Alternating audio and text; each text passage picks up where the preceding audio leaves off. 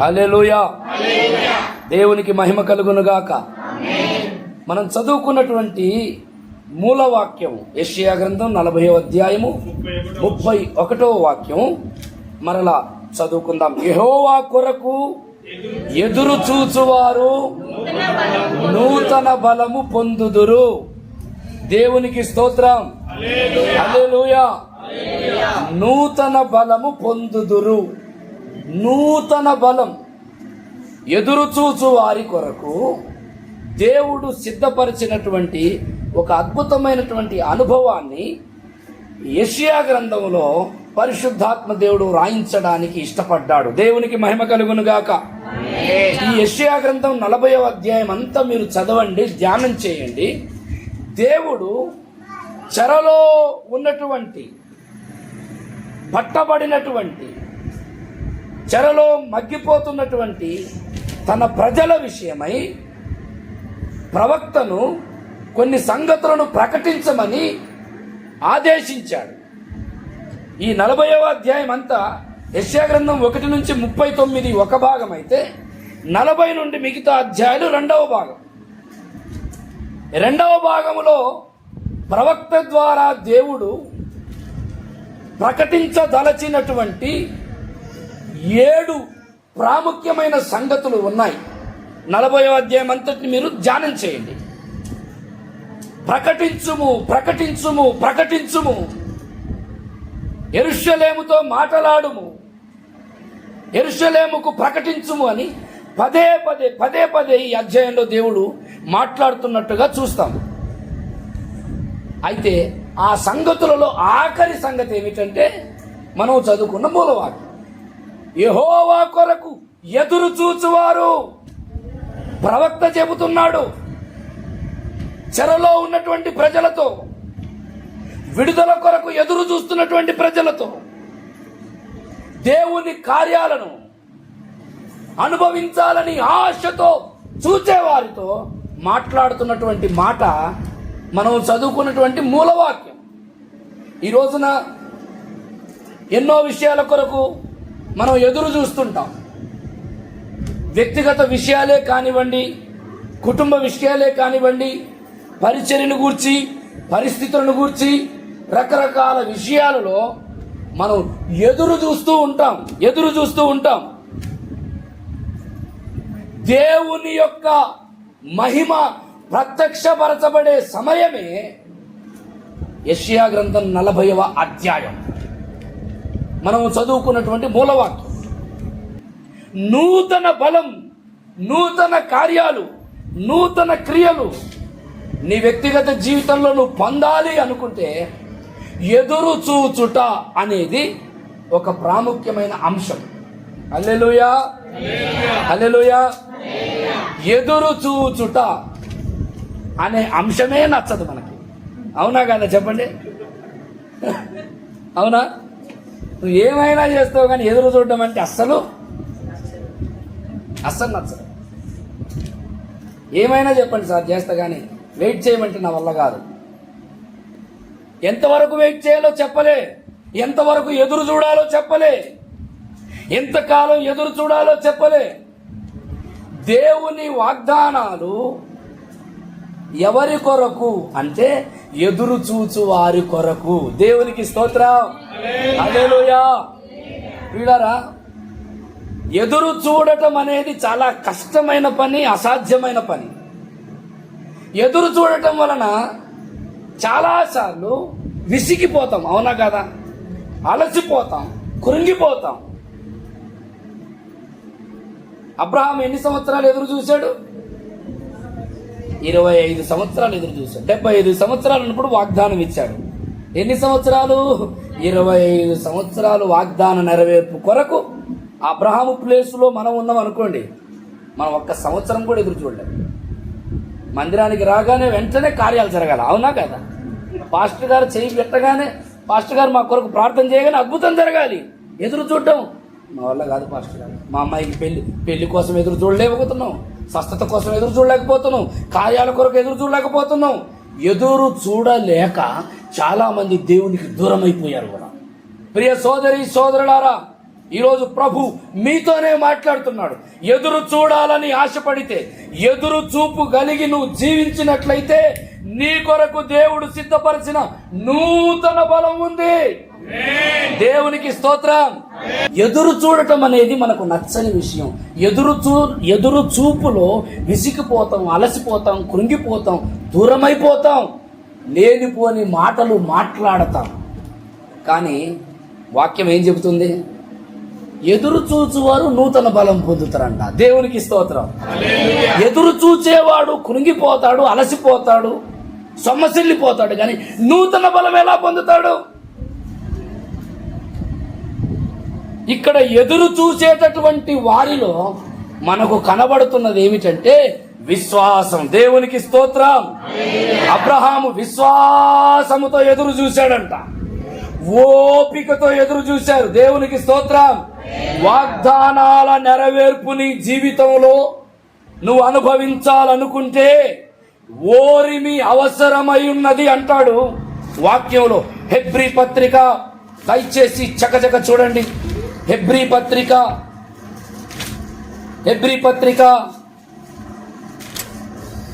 6వ అధ్యాయము 11-12 వచనాలు చదవండి. మీరు మందలు కాక విశ్వాసము చేతను ఓర్పు చేతను వాగ్దానములను స్వతంత్రించుకొను వారిని పోలి నడుచుకొనున్నట్లుగా మీలో ప్రతివాడును నిరీక్షణ పరిపూర్ణమగు నిమిత్తము మీరిది వరకు కనపరచిన ఆసక్తిని తుదమట్టుకు కనపరచవలనని వాగ్దానములను స్వతంత్రించుకొనిన వారిని పోలి నడుచుకో. వాగ్దానములను ఎలా స్వతంత్రించుకున్నారు? 15వ వాక్యం చూడండి, 6:15. ఆ మాట ఏ మాట?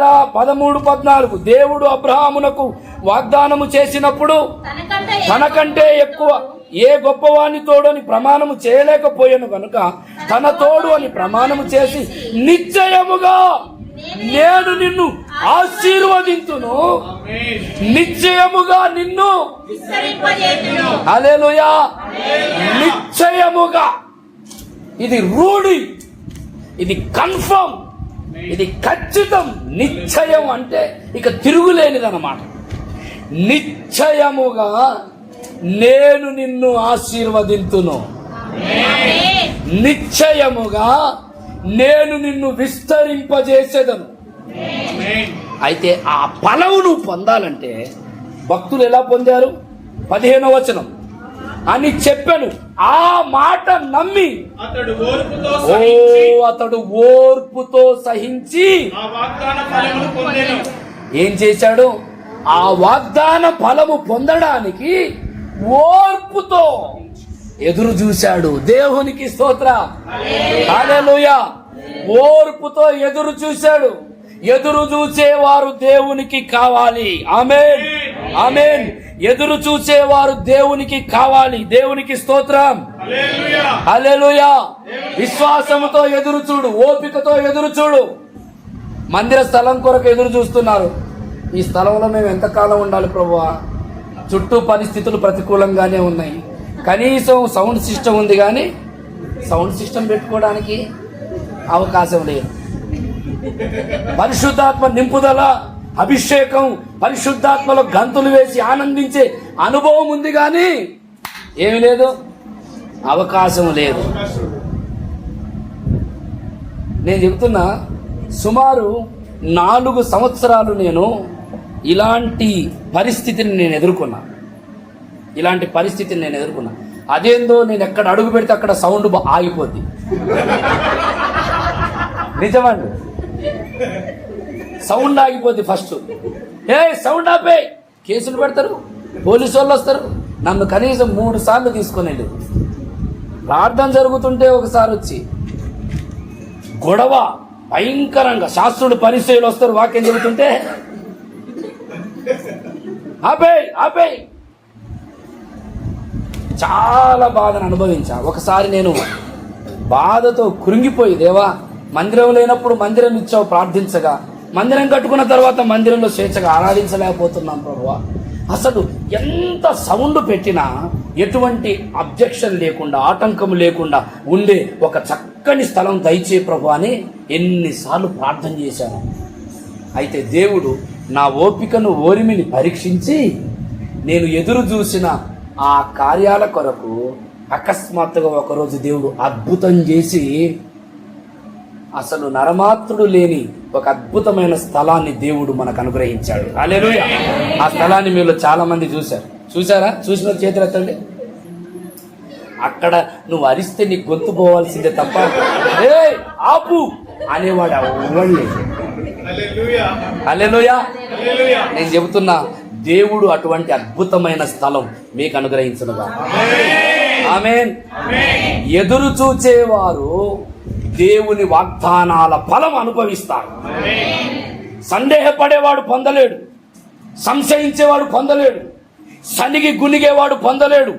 ఎదురు చూసేవాడు నా దేవుడు తప్పక చేస్తాడు, ఆయన మాట ఇచ్చి నెరవేరుస్తాడు.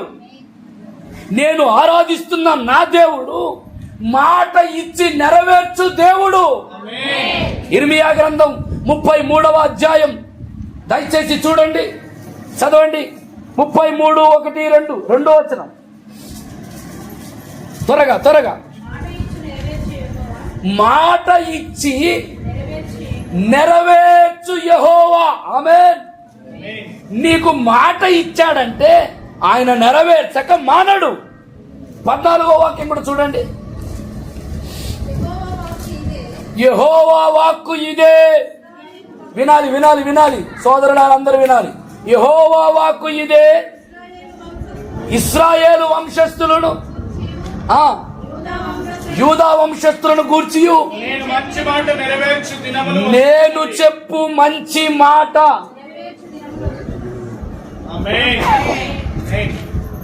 నేను చెప్పు మంచి మాట నెరవేర్చు దినములు దేవునికి స్తోత్రం. నీ జీవితంలో దేవుడు పలికిన మంచి మాటలు నెరవేర్చబడే దినములు వచ్చుచున్నవి. హల్లెలూయా. వచ్చుచున్నవి. నీ విషయంలో దేవుడు ఏదేదైతే చేయాలని ఆశించాడో, దేవుని సన్నిధిలో ఏ కార్యాల కొరకైతే నువ్వు ఎదురు చూస్తున్నావో, నీ కుటుంబం విషయమై, నీ వ్యక్తిగత విషయమై, నీ పరిస్థితుల విషయమై, నీ బలహీనతల విషయమై, నీ ఓటమి విషయమై ఏవేవైతే నువ్వు పొందాలని కార్యాల కోసం ఎదురు చూస్తున్నావో ఆ మంచి మాటలు నెరవేర్చే దినములు వచ్చుచున్నవి. ఆమేన్. హల్లెలూయా. వీళ్ళ ఎదురు చూచే వారికి దేవుడు నూతన కార్యాలు చేసేవాడు. ఎలా ఎదురు చూడాలన్నా, ఎన్ని రోజులు ఎదురు చూడాలన్నా, ఎన్ని సంవత్సరాలు ఎదురు చూడాలన్నా, ఎదురు చూసి కళ్ళు గాయాలైపోయాయి, కార్యాలు జరగటం లేదు. ఎదురు చూడడానికి మీకు ఒక 2 టెక్నిక్స్ చెప్తాను. ఎదురు చూడడానికి, ఓపిక కలిగి ఉండడానికి. ఇదే యెషయా గ్రంథము 40వ అధ్యాయంలో ఎదురు చూడడానికి కావలసిన మొట్టమొదటి మాట ఏమిటంటే, దేవుడు ఏమై ఉన్నాడో నువ్వు గ్రహించు. మొదటిది. ఎందుకు చాలా మంది ఎదురు చూడలేకపోతున్నారంటే దేవుడు ఏమై ఉన్నాడో గ్రహించలేకపోతున్నారు చాలా మంది. దేవుడు ఏమై ఉన్నాడు? 29వ వాక్యం చూడండి, 28వ వాక్యం చూడండి. నువ్వు వినలేదా? భూదిగంతములను సృజించిన యెహోవా నిత్యుడగు దేవుడు, ఆయన సొమ్మసిల్లడు. అబ్బా, దేవునికి స్తోత్రం. మన దేవుడు ఏ దేవుడు? భూమి ఆకాశములను సృజించిన నిత్యుడగు దేవుడు, అలయక సొమ్మసిల్లక జీవించే దేవుడు. హల్లెలూయా. హల్లెలూయా. మన దేవుడు ఏ దేవుడు? ఆయన జ్ఞానమును శోధించుట అసాధ్యము, సొమ్మసిల్లు వారికి బలమిచ్చువాడు ఆయన, శక్తిహీనులకు దేవునికి స్తోత్రం. ఆయన ఏమై ఉన్నాడో నువ్వు తెలుసుకోగలిగితే ఆయన కార్యాల కొరకు నువ్వు ఎదురు చూస్తావు. ఆయన ఏమై ఉన్నాడు? ఇదే యెషయా గ్రంథము 40వ అధ్యాయం 12వ వాక్యం చూడండి. తన పుడిసిటిలో ఆ జలమును కొలిచేవాడెవడు? తన పుడిసిటిలో జలమును కొలుచువాడు ఎవడు? జానతో ఆకాశమును కొలచూచువాడెవడు? భూమిలోని మన్న. పుడిసిటి అంటే ఏమిటి? అది దేవుడంట పుడిసిటిలో జలమును ఏం చేస్తున్నాడు? కొలుస్తున్నాడంట. ఇది సాధ్యమా? నీళ్లు చేతిలో పట్టుకుంటే ఉంటాయా? దేవునికి ఎంత సాధ్యమంటే నీటిని చేతితో పట్టుకోవటమే కాదు, నీటిని బట్టలో మూట కట్టగలడు కూడా. ఆయన ఏమై ఉన్నాడో నువ్వు తెలుసుకోవాలి. తెలుసుకోగలిగితే నువ్వు ఎంత కాలమైన ఎదురు చూస్తావు. హల్లెలూయా. నా దేవుడు నా కొరకు అకస్మాత్తుగా బలమైన కార్యాలు ఏదో ఒక రోజు చేస్తాడు.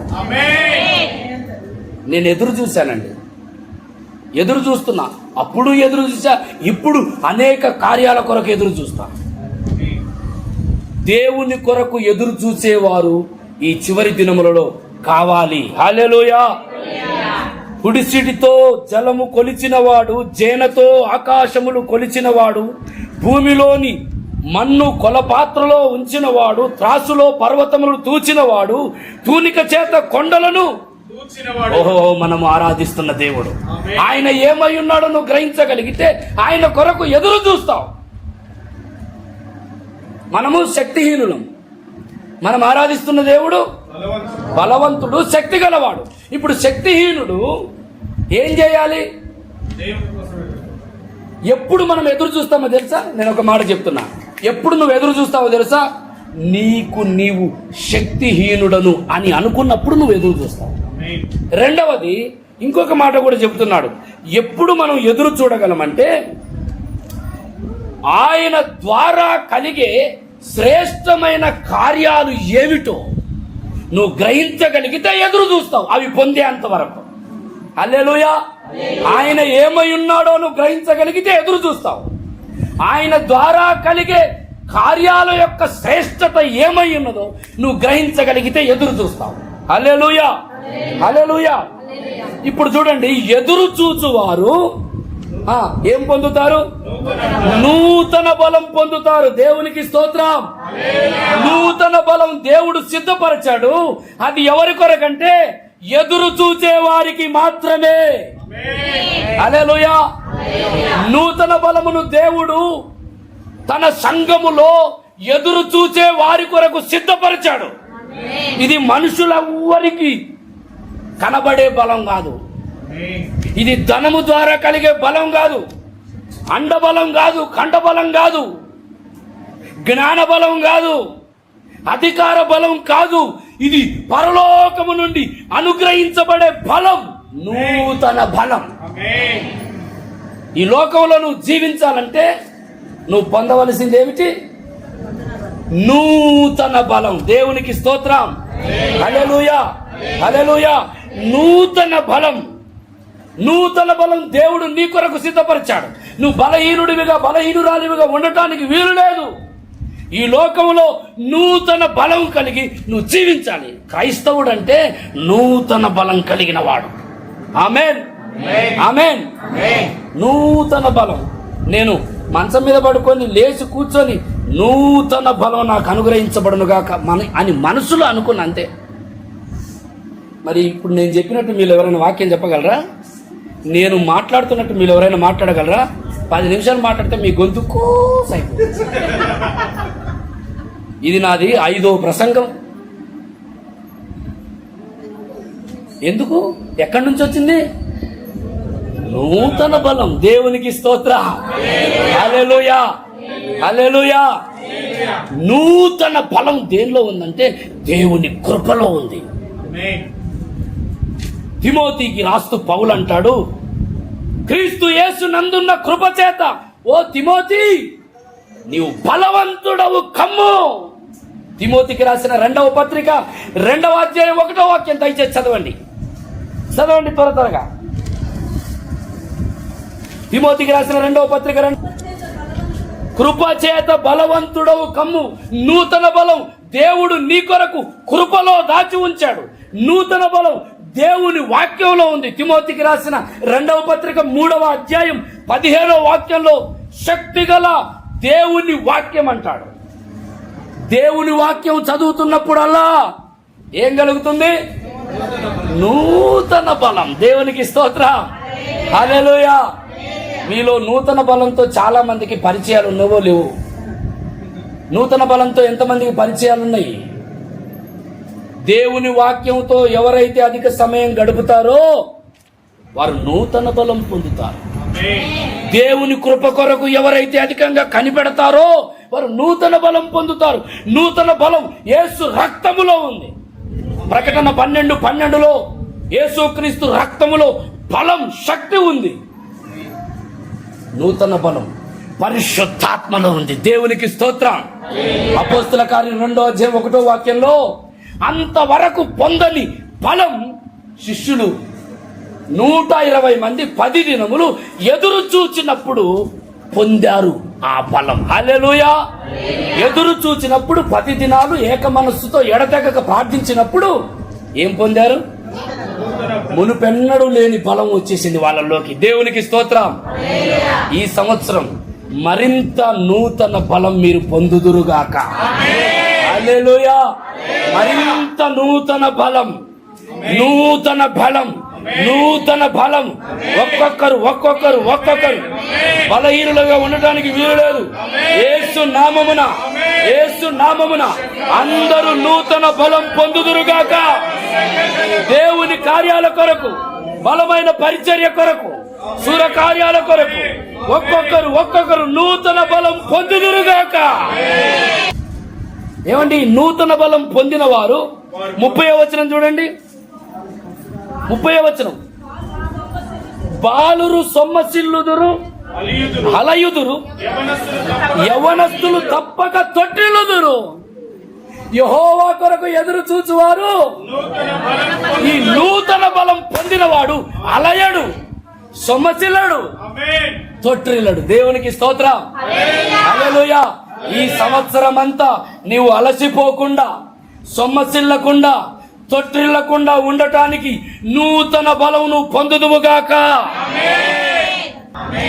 ఈ నూతన బలం పొందిన వారిలో కలిగే 3 దీవెనలు చెప్పి నా మాటలు ముగించేస్తాను.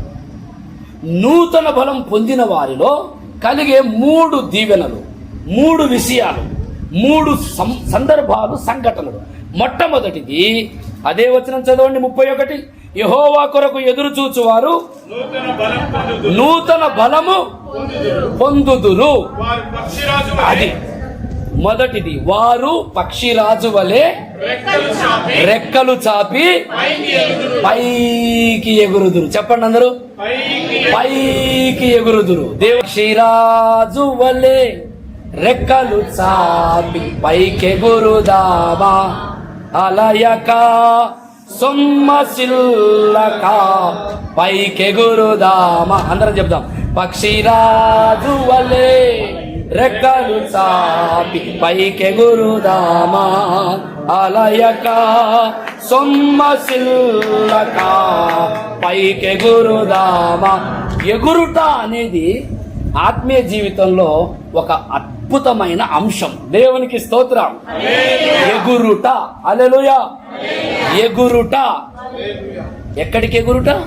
పైకి ఎగురుట. ఈ నూతన బలం పొందిన వాణ్ణి లోక సంబంధమైన వ్యవహారాలు, లోక వ్యామోహాలు, లోక ఆశలు ఏవి ఆకర్షించలేవు. ఏది వాడిని లాగలేదు. ఎందుకు? నూతన బలం పొందాడు ఆయన. ఎంత లాగుదామన్నా ఈ నూతన బలం పొందినోడు కిందికి రాడు. దేవునికి స్తోత్రం. ఈ బలం పొందని వారు కిందికి వెళ్ళిపోతారు. కానీ బలం పొందినవాడు పైపైకి. హల్లెలూయా. ఎలా ఎగురుతాడంటే పక్షిరాజు వలె ఎగురుతాడంట. హల్లెలూయా. పక్షిరాజు ఎగిరినట్టు. పక్షిరాజు అది ఎగరలేని పక్షంలో ఏం చేస్తుందో తెలుసా? తన రెక్కలను తన ముక్కుతో అదే ఊడబెరుక్కొని అవి మరలా పెరిగే వరకు ఎదురు చూస్తుంది. ఎదురు చూసి తన శక్తిని ఏం చేసుకుంటుందో తెలుసా? క్రొత్తగా మార్చుకుంటుంది. దేవునికి స్తోత్రం. క్రొత్తగా మార్చుకుంటుంది. గత సంవత్సరంలో నీవు ఏ ఏ విషయాలలోనైతే పైకి ఎగరలేకపోయావో, పైకి ఎదగలేకపోయావో, అభివృద్ధి పొందలేకపోయావో, ఈ సంవత్సరంలో ఈ సంఘం విషయంలో, తన సేవకుని విషయంలో పైకి ఎగిరే అనుభవం దేవుడు అనుగ్రహించునుగాక. బలము క్రొత్తదగునుగాక. 103వ కీర్తన దయచేసి చూడండి, 5వ వాక్యం. 103వ కీర్తన 5వ వాక్యం. 103:5. పక్షిరాజు పక్షిరాజు యవనము వలె నీ యవనము క్రొత్తదగునట్లు మేలుతో నీ హృదయమును తృప్తిపరుచుచున్నాడు. నీ యవ్వనము క్రొత్తదగునట్లు మేలుతో నీ హృదయమును నిన్ను తృప్తిపరిచే దేవుడు. ఆమేన్. క్రొత్తదగునట్లు, అలసిపోక సొమ్మసిల్లక నీ ఫలము క్రొత్తదగునట్లు పరిశుద్ధాత్ముడు నిన్ను నింపాలని ఆశిస్తున్నాడు. నీ ద్వారా పరిశుద్ధాత్ముడు కార్యాలు చేయాలని ఆశిస్తున్నాడు. నీ జీవితంలో ఒక క్రొత్తదనం, ఒక క్రొత్త మలుపు, ఒక క్రొత్త వరవడి నీ ద్వారా, నీ జీవితం ద్వారా పరిశుద్ధాత్ముడు తీసుకురావాలని ఆశిస్తున్న దినములివి. హల్లెలూయా, హల్లెలూయా. 30వ కీర్తన 30 సామెతలు 30:18లో పక్షిరాజు దాని జాడలు ఎక్కడుంటాయంటేనండి అంతరిక్షములో ఉంటాయంటాడు. సామెతలు 30:18 చూడండి. పక్షిరాజు ఉండే స్థావరం ఎక్కడెక్కడ లోక సంబంధమైన విధానాలు క్రింద ఉన్నటువంటి వాటితో కాదది, అంతరిక్షమున తన జాడలు ఉంటాయంట. 30:18 చదవండి.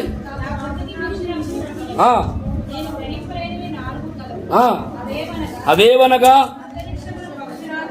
పక్షిరాజు ఎక్కడ కనబడుతుంది? అంతరిక్షములో పైకి ఎగిరే అనుభవం. భూ సంబంధమైన వాటితో ఉండదు ఈ పక్షిరాజు. నేను ఇంకొక మాట చెప్పనా? పక్షిరాజు పైకి ఎగురుతుంది కనుక ప్రతి పక్షి వేటగాడికి దొరుకుతుంది, కానీ ఈ పక్షిరాజు దొరకదు. ప్రతి పక్షి వేటగాడి బాణానికి పడిపోతుంది, కానీ వేటగాడు పడగొట్టలేనిది ఏదో తెలుసా? పక్షిరాజు. పక్షిరాజును వేటగాడు పడగొట్టలేడు. సాతాను అనే ఈ వేటగాడు నూతన బలం పొందినటువంటి ఈ పక్షిరాజును పడగొట్టలేడు. హల్లెలూయా, హల్లెలూయా. వేటగాడు ఎంత పడగొట్టడానికి ప్రయత్నం చేసినా నూతన బలం పొందిన పక్షిరాజు నేను. దేవునికి స్తోత్రం.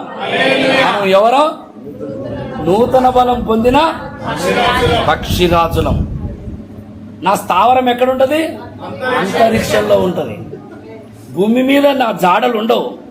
భూ సంబంధమైన వాటితో, భూ సంబంధమైన వ్యక్తులతో, భూ సంబంధమైన వ్యవహారాలతో, భూ సంబంధమైన సహవాసాలతో నేను ఉండను. అంతరిక్షపు జాడలు నావి. దేవునికి స్తోత్రం. హల్లెలూయా. ఈ సంవత్సరంలో మీ ఆత్మీయ అనుభవం అంతరిక్షంలో ఎగురుతున్నట్టు ఉండాలి. అదే నూతన బలం ఇచ్చే గొప్ప దీవెన. హల్లెలూయా. పక్షిరాజు పైపైకి ఎగురుతుంది. ఎంత ఎత్తుకు ఎదుగుతుంది అంటే ఏ పక్షి ఎదగలేనంత ఎత్తుకు పక్షిరాజు ఎదుగుతుంది.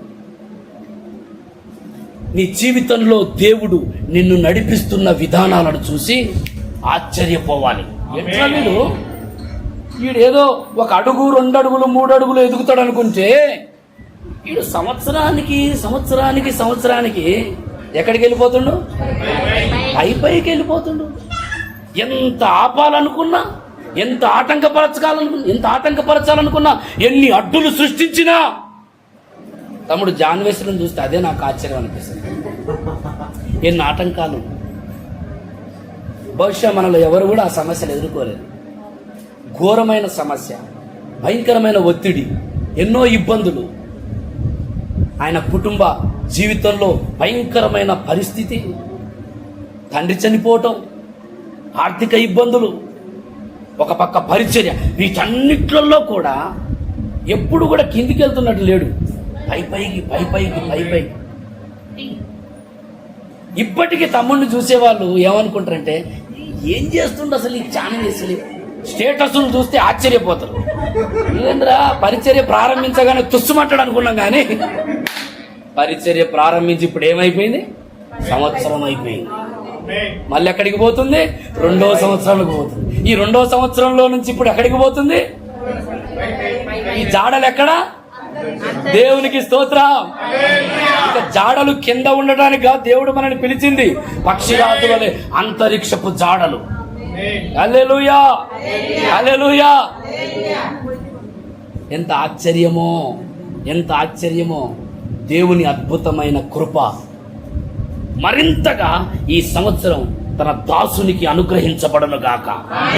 ఆకర్షించే అనేక విషయాలు, వ్యవహారాలు, ఇబ్బందులు, ప్రతికూలతల నుండి పైకి ఎగిరే అద్భుతమైన కృప అనుగ్రహించబడను గాక. చూసేవారు ఆశ్చర్యపోవాలి. 1 అడుగు 2 అడుగులు కాదు, అందనంత ఎత్తుకు. దేవునికి స్తోత్రం, హల్లెలూయా. మన దేవుడు మనలను ఎక్కడికి నడిపించేవాడు, అందనంత ఎత్తుకు. కొంతమంది అంటారు, నన్ను కొంతమంది అంటారు, నా మిత్రులే, నిన్ను అందుకోవటం కష్టం. ఒక దగ్గర నేను పాట పాడి చిన్న వాక్యం చెబితే, వాక్యం అంతా అయిపోయిన తర్వాత మ్యూజిక్ కొట్టిన ఆయన, బ్రదరు నీ పాటను కానీ నీ మాటను కానీ అందుకోవటం కష్టం అన్నాడు. అందుకోవటం కష్టమే. ఎందుకు? నేను దేవుని కొరకు జీవించే పక్షిరాజును. మీరు ఎట్లా ఉన్నారో, పక్షిరాజులాగా ఉన్నారో. మీరు ఏ పక్షి? పైకి ఎగిరే పక్షులా లేకపోతే కాకులా? మీరు ఎట్లున్నారు? పక్షిరాజులాగా ఉన్నారా, కాకుల్లా? నాకు తెలిసి కాకుల్లాగానే ఉన్నారు. యేసు నామమున ఈ సంవత్సరం మనం అంతా హల్లెలూయా పక్షిరాజులము. పక్షిరాజు చిన్న చిన్న విషయాన్ని పట్టించుకోరు. నువ్వు చిన్న చిన్న విషయాన్ని పట్టించుకుంటూ, చిన్న చిన్న వాటికి అలుగుతూ, చిన్న చిన్న వాటికి భయపడుతూ, చిన్న చిన్న వాటికి దూరం అయిపోతే నువ్వు పక్షిరాజు వల్ల ఎప్పుడవుతావు? అవన్నీ విడిచిపెట్టి నేను పైకి ఎగరాలి. ఆమేన్.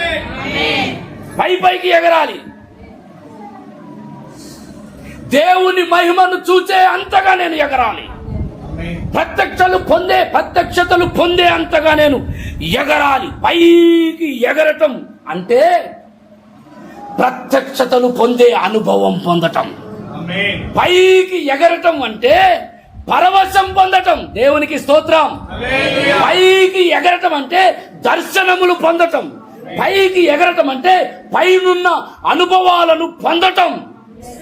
పైకి ఎగరటం అంటే పైనున్న జ్ఞానముతో నింపబడటం, పైనున్న సంగతులను చూడటం. కంటికి కనిపించని అనేకమైన అదృశ్య సంగతులను మనం గ్రహించటమే పైకి ఎగిరే అనుభవం. అదృశ్యమైన సంగతులు, పైనున్న జ్ఞానం, పైనుండి వచ్చు శక్తి ఎవరు పొందుకుంటారంటే ఎదురు చూసేవారు. దేవునికి స్తోత్రం. హల్లెలూయా, హల్లెలూయా. పైకి ఎగరటం నేర్చుకుందాం. దావీదు ఎగిరాడు పైకి. ఎంత పైకి దావీదు ఎగరాలని ఆశపడ్డాడో తెలుసా? దేవా, నేను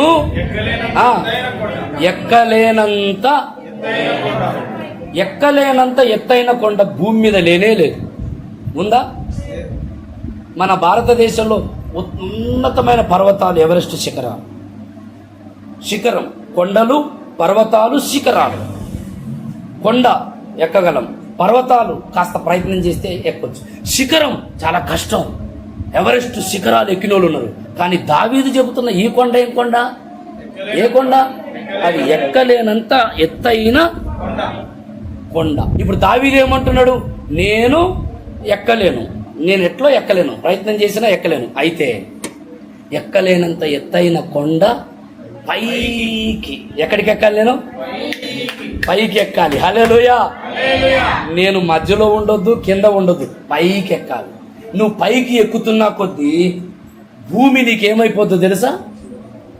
దూరం అయిపోద్ది, చిన్నగా అయిపోద్ది. పైకి నువ్వు ఎక్కుతున్నా కొద్దీ. పక్షిరాజు పైకి ఎందుకు ఎక్కుతుందో తెలుసా? ప్రతి సంగతిని చాలా తేటగా చూడటం కోసం. నువ్వు పైకి ఎక్కుతున్నా కొద్దీ ప్రతి సంగతిని ప్రభువు నీకు ప్రత్యక్షపరుస్తాడు. నీ జీవితంలో ఎదురయ్యే ప్రతి సమస్యను నువ్వు తేటగా చూడగలిగే దృష్టి నీకు అనుగ్రహించబడుతుంది. బైబిల్లో భక్తులందరూ పైకి ఎగిరిన అనుభవాలే కలిగి ఉన్నారు. మోషే పైకి ఎగిరిన అనుభవం కలిగి ఉన్నాడు. పౌలు పైకి ఎగిరిన అనుభవం కలిగి ఉన్నాడు. యోహాను పైకి ఎగిరిన అనుభవం కలిగి ఉన్నాడు. అదే ఆత్మలో నడవటం, ఆత్మలో నిలవటం, ఆత్మలో మనం ఆనందించటం, పైకి ఎగిరే అనుభవం. నూతన బలం పొందిన వారు పైకి ఎగురుదురు, మొదటిది. రెండవది, నూతన బలం పొందిన వారు, చదవండి యెషయా గ్రంథం 40:31. యెహోవా కొరకు ఎదురు చూచువారు నూతన బలం పొందుదురు, వారు పక్షిరాజు వలె రెక్కలు చాపి పైకి ఎగురుదురు. మొట్టమొదటిది, వారు నూతన బలం పొందిన వారు పైకి ఎగురుదురు. రెండవది, నూతన బలం పొందిన వారు పరిగెత్తుదురు. దేవునికి స్తోత్రం. మొదటిది పైకి ఎగరటం, రెండవది పరిగెత్తడం. పరిగెత్తడం అంటే భూ సంబంధమైనది, ఎగరటం అంటే ఆకాశ సంబంధమైనది. ఈ రెండు మనకేం సూచిస్తున్నాయంటే, నూతన బలం పొందుట ద్వారా పైనున్న సంగతులన్నీ నీవు గ్రహించి భూమి మీద పరిగెత్తాలి. దేవునికి స్తోత్రం. భూమి మీద దేవుని కొరకు నువ్వు పరిగెత్తాలి. నిన్ను రక్షించింది ఎందుకో తెలుసా? నీ కొరకు యేసుక్రీస్తు సిలువలో తన ప్రాణమును అర్పించింది ఎందుకో తెలుసా? చీకటిలో నుంచి వెలుగులోనికి నిన్ను పిలిచింది ఎందుకో తెలుసా? లోకములో నుండి ప్రభువు నిన్ను ఏర్పరచుకుంది ఎందుకో తెలుసా? దేవుని కొరకు నువ్వు పరిగెత్తాలి. మొదట పైకి ఎగరాలి, అవన్నీ చూడాలి, గ్రహించాలి, అనుభవించాలి, కింద పరిగెత్తాలి. దేవునికి స్తోత్రం. హల్లెలూయా. ఆ రెండు అనుభవాలు చూడండి ఆపోజిట్ గా. అదేమో ఆకాశ సంబంధమైనది, ఇదేమో భూ సంబంధమైనది. ఈ అనుభవం పొందకపోతే పరిగెత్తలేవు. నత్త నడక నీ జీవితంలో ఉంటుందండి. నూతన బలం పొందని వారు ఎలా నడుస్తారు? నత్త నడక. నత్త నడక ఎట్లుంటదండి? చూసారా మీరు నత్తని? నత్తలు చూస్తాం కదా మనం. అది ఇక్కడ నుంచి ఈడికి రావడానికి ఓహో కనీసం ఒక గంట గంట పడుతుంది ఆ నుంచి ఈడికి రావడానికి. అదే ఒక దుప్పి అనుకోండి, ఒక దుప్పి ఎట్లా దాని గంటన ఒక్క జంపులో ఇక్కడ నుంచి అవతలకి వెళ్ళిపోతుంది. మనం ఆత్మ సంబంధమైన దుప్పులం. దేవునికి స్తోత్రం. నీటి వాగుల కొరకు దుప్పి ఆశపడుతున్నట్లు దేవా నీ కొరకు నా ప్రాణము, నీటి వాగుల కొరకు దుప్పి ఆశించున్నట్లు నీ కొరకు నా ప్రాణము ఆశపడుచున్నది. నా ప్రాణమా, నా సమస్తమా ప్రభుని. దేవునికి స్తోత్రం. అమ్మ పదైపోతుంది కదా. ఒక్క మాట చెప్పి నేను ముగించేస్తాను. 10 క్షమించండి, నేను అసలు సమయం తీసుకోలేదు. ముగించేనా చెప్పమంటారా? 5 నిమిషాలు. దేవునికి స్తోత్రం. చెప్పమంటారా ముగించేయమంటారా? చెప్పండి చెప్పండి అన్న చేతులెత్తండి. ఏం చేస్తాం, చస్తమా ఆయన పెట్టిన తర్వాత. ఇక చెప్పండి అని చేతులెత్తి. వద్దని ఎవరన్నా అంటారా? ఎవరన్నా అంటారా? పైకి మాత్రం చేతులు ఎత్తారు కానీ మనసులో 5 నిమిషాలు చెప్పారు. 5 నిమిషాల్లో ప్రియులారా పరిగెత్తుతాడు, అలయక పరిగెత్తుతాడు. దేవునికి స్తోత్రం. క్రైస్తవ జీవితం అనేది ఒక పరుగు పందెం. ఎలా పరిగెత్తుతాడంటే, షార్ట్ కట్లు చెప్పేస్తున్నా. ఎలా పరిగెత్తుతాడంటే గురి యొద్దకు పరిగెత్తుతాడు. దేవునికి స్తోత్రం. ఫిలిప్పీ పత్రిక పౌలు అంటాడు, ఫిలిప్పీ పత్రిక 3వ అధ్యాయము దయచేసి చూడండి. 3వ అధ్యాయము 14వ వాక్యం. క్రీస్తు యేసునందు దేవుని ఉన్నత పిలుపునకు కలుగు బహుమానము పొందవలనని గురి యొద్దకే పరిగెత్తుచున్నాను. దేని యొద్దకు? గురి యొద్దకు పరిగెత్తుచున్నాను. ఏమిటి పౌలు గురి? పౌలు గురి ఏమిటి? క్రీస్తును సంపాదించాలన్న గురి, క్రీస్తు కొరకు పానార్పణముగా పోయబడాలన్న గురి, ఆత్మలను రక్షించాలన్న గురి. ఏమిటి పౌలు గురి? ప్రతి మనుష్యుని క్రీస్తునందు సంపూర్ణునిగా చేయాలన్నదే పౌలు గురి. క్రీస్తు వలె బ్రతకాలన్నదే పౌలు గురి. గురి వద్దకి పరిగెత్తుతాడు. ఎలా పరిగెత్తుతాడో చెప్పనా? షార్ట్ కట్ లో చెప్పేస్తున్నా. బహుమానం పొందువాని వలె పరిగెత్తుతాడు. 1 కొరింథీ పత్రిక 9వ అధ్యాయం దయచేసి చూడండి చకచక. 9 ఏప్రిల్ 24వ వాక్యంలో ఉంది, పందెపు రంగమందు పరిగెత్తు వారందరూ పరిగెత్తుదురు గాని ఒక్కడే బహుమానము పొందునని మీకు తెలియదా? అటువలే మీరు బహుమానము పొందునట్లుగా పరిగెత్తుడి. గురి వద్దకే పరిగెత్తు. బహుమానం పొందువాని వల్లే పరిగెత్తు. కొంతమంది పరిగెత్తుతున్నారు కానీ గురి లేకుండా పరిగెత్తుతున్నారు. కొంతమంది పరిగెత్తుతున్నారు, గురి లేదు, ఏమీ లేదు. కొంతమంది పోరాడుతున్నారు, గాలిని కొట్టినట్లు పోట్లాడుతారు. గాలిని కొడితే గాలికి దెబ్బ తగులుతుందా? మన పోరాటం వ్యర్థమైపోతుంది. చాలా మంది గాలిని కొట్టినట్లుగా పోట్లాడుతున్నారు, గురి లేకుండా పరిగెడుతున్నారు. పౌలు అంటున్నాడు, నేను గురి చూడని వాని వల్లే పరిగెత్తటం లేదు. గురి చూడకుండా పరిగెత్తే వాళ్ళు, వాళ్ళ పరుగుకు గురి లేదు, గమ్యం లేదు. కానీ నా పరుగుకు గురి ఉంది. దేవునికి స్తోత్రం, హల్లెలూయా. ఈ సంవత్సరం గురి కలిగి పరిగెత్తండి. ఆమేన్. ప్రార్థన నేను అధికంగా చేయాలి.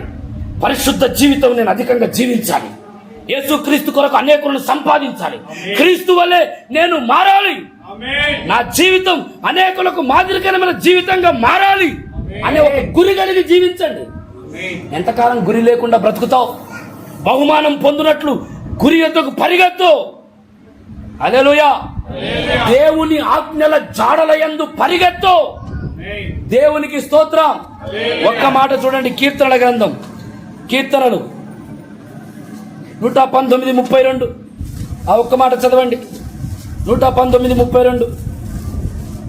నా హృదయము నీవు విశాలపరచినప్పుడు నేను నీ ఆజ్ఞల మార్గముల యందు పరిగెత్తుదును. దేని యందు పరిగెత్తాలి ఈ సంవత్సరం? నూతన మందిర మరలా ఈ వార్షికోత్సవ సందర్భంగా ప్రియ సోదరి సోదరులారా, దేవుని ఆజ్ఞల జాడల యందు పరిగెత్తండి. హల్లెలూయా. నన్ను ప్రేమించువాడు నా ఆజ్ఞలను గైకొనును అన్నాడు యేసు ప్రభువు వారు. ఆయన ఆజ్ఞలను గైకొను, ఆజ్ఞల జాడల యందు పరిగెత్తు. దేవుని కొరకు పరిగెత్తండి. ఆమేన్. గురి కలిగి బ్రతకండి. దయచేసి చెప్తున్నా, ఈ సంవత్సరం మీరు ఒక గురి కలిగి నేను ప్రార్థన అధికంగా చేస్తా, ఆసక్తితో జీవిస్తా, పరిశుద్ధంగా జీవిస్తా, క్రీస్తు వలె మారతా, ప్రతి పాపానికి దూరం అయిపోతా, బహుమానం పొందువాని వల్ల నేనుంటా, ఆజ్ఞల జాడల యందు పరిగెత్తుతా. గురి కలిగి పరిగెత్తు. ఆఖరి మాట చెప్పేస్తాను. 1, నూతన బలం పొందిన వారు పైకి ఎగురుతారు. 2, పరిగెత్తుతారు. 3, నూతన బలం పొందిన వారు ప్రకటిస్తారు. అదే యెషయా గ్రంథం 40వ అధ్యాయం చూడండి. 40వ అధ్యాయము 9వ వాక్యం. సియోను సువార్త ప్రకటించుదానా, ఉన్నత పర్వతము ఎక్కుము. యెరూషలేమా సువార్త ప్రకటించుదానా, ప్రకటించుము. భయపడక ప్రకటించుము. ఇదిగో మీ దేవుడు. ప్రకటించుము. 1, పైకి ఎగురుతారు. 2, పరిగెత్తుతారు. 3, ప్రకటిస్తారు. ఎలా ప్రకటిస్తారు?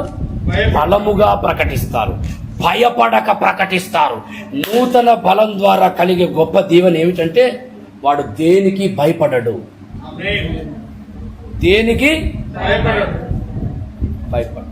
దేనికి భయపడు. యోహాను సువార్త 20వ అధ్యాయం 20వ వచనంలో శిష్యులు భయపడ్డారు, కానీ నూతన బలం పొందిన తరువాత ధైర్యముగా మాట్లాడారు. యేసు నామమున ఈ సంవత్సరములో మీకందరికీ దేవుని కొరకు ప్రకటించే గొప్ప కృప అనుగ్రహించబడును గాక. పలు చోట్లకు యేసు క్రీస్తును గూర్చి ప్రకటించే అనుభవం. అందుకే మీ పాస్టర్ గారిని ఈ నెల మేము ఎక్కడికి తీసుకెళ్తున్నామో తెలుసా? అరకు సువార్తకు తీసుకెళ్తున్నాం. ఎందుకు? ప్రకటించడానికి. కొండలలోనికి, లోయలలోనికి, ఏ అవకాశం లేని స్థలంలోనికి తీసుకెళ్ళబోతున్నాం. ఎందుకు? ప్రకటించడానికి. దేవునికి స్తోత్రం. హల్లెలూయా. పిల్లరా, ఇదొక్క అవకాశమే ఉంది. మనం ఈ భూమిని మనం విడిచిపెడితే దేవుని కొరకు ప్రకటించే అవకాశం లేదు.